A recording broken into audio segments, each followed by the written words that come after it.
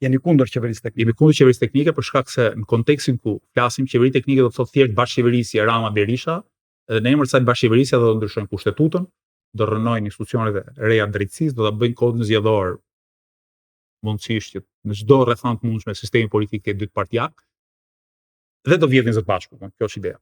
Zgjedhje parakoshme, sepse mendojmë që nëse ka një masë të madhe qytetarësh që bën presion qeverisë, nëse Rama detyrohet të pranojë zgjedhje parakoshme si një boksier që ka rënë knockdown. Në çdo ndeshje boksi, kur boksieri ngrihet nga knockdowni, gjëja më mirë për të bërë ta sulmosh më një herë për ta hedhur knockout. Një versioni që Rama bie në tokë, po ti thua prit se grushtin final do ta jap mas një viti, kur të jemi mirë rregulluar brenda qeverisë teknike dhe nga plani strategjik është problematik, prandaj ne duam zgjedhje parakoshme, jemi gati për zgjedhje parakoshme në çdo moment, kudo nëpër Shqipëri. Dhe nuk e them thjesht për të bërë propagandë elektorale këtë gjë, po edhe kam disa dhëna. Shoh qytetarët na presin më mirë sot se sa dje. Në nëntor duhet ishin bërë zgjedhjet e parakoshme lokale në Tiranë. Unë isha aso kohë kandidati i Lëvizjes Bashkë për Bashkinë e Tiranës, në një sondazh që u bë nga një televizion kombëtar në Shqipëri, mua më jepnin 12.5%. Ishte vetëm një sondazh që u bë për ato zgjedhje. 12.5% thotë pothuajse trefishin e rezultatit që Lëvizja Bashkë ka pasur në vitin 2023, kur unë isha kandidat për kryetar bashkie. Kjo tregon që po rritemi. Edhe nga plani elektorale, besoj që jemi shumë më mirë se më parë, kjo na jep besim. Vetë besim. Pasi sigurt duke njohur zotin Rama, profilin e tij publik dhe mendsinë që ai ka, është që nuk do ketë zgjedhje parakoshme. Dhe nëse kjo ndodh, atëherë testi i parë elektoral i Lëvizjes Bashkë, natyrisht do janë zgjedhjet lokale të vitit që vjen, ku me shumë mundësi do jetë kandidat e konfirmuar Ogerta Manastiliu, natyrisht zoti Braçe po bën përpjekjen e tij.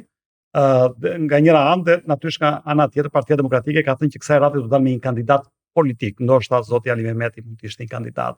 Dhe testi i radhës pastaj do jenë zgjedhjet parlamentare, ku natyrisht ka shumë mundësi ju cekat pak me anë të reformës së re elektorale, po dhe asaj territoriale, që në kaluarën ka prodhuar dhe salamandre elektorale, të shkojmë drejt 100 deputetëve, gjë që do jetë shumë penalizuese për partitë e vogla. Në parim po, mu prapë nuk ja kam shumë frikën, sepse shoh rritjen e Lëvizjes Bashkë. Jo them, edhe një parlament me 100 deputet, edhe me një prag elektoral që është disa herë më i lartë se 1% siç është sot, praktikisht. Unë besoj që ne mund t'ja dalim. Por gara tjetër do të ishte e padrejtë për demokracinë ose karakterin demokratik të sistemit politik. Pra qofse Rama dhe Berisha bien në një mendje, ulin numrin e deputetëve, në vend të ulin rrogat të deputetëve. Siç do ta bëjnë populizëm tamam, le të ulin rrogat e deputetëve. Votuan para ca vitesh për të ndryshuar rrogat e vet. Pa qofse kanë hallë te postoja, nuk kam se të ulin numrin, po mund të ulin rrogat edhe jo vetëm rrogat, po edhe shpërblimet e tjera që marrin deputetët. Ushqime, për qiraje, për telefone. Ka përshtypjen këto subvencione për telefonin i kanë vendosur që para 20 viteve. Ku diun, do të merrja 200.000 lekë çdo muaj për të paguar telefonin. Sot shkon diku te 3.5-4 milionë muaj. Shkon një klientë para deputeti, pra mund të shkurtonin shpenzimet për deputetët.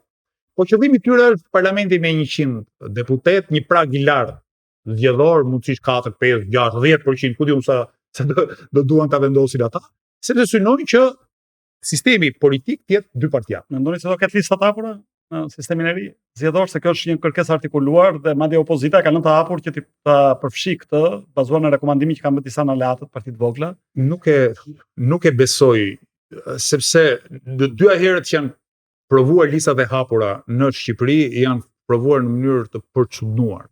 Në 2021 ishin me Hersin, në 2025 me 1/3 që ishte mbyllur dhe tjetra e hapur. Partitë e vjetra ka nevojë që kryetari apo elita drejtuese e partisë ta kontrollojë partinë, kështu që lista e hapur në sytë e tyre do prodhonte divergjenca edhe etje për të brendshme për pushtet dhe mungesë kontrollit plot i partinë, që nuk ma hëm mendja që Rama dhe Berisha do të bien në një mendje.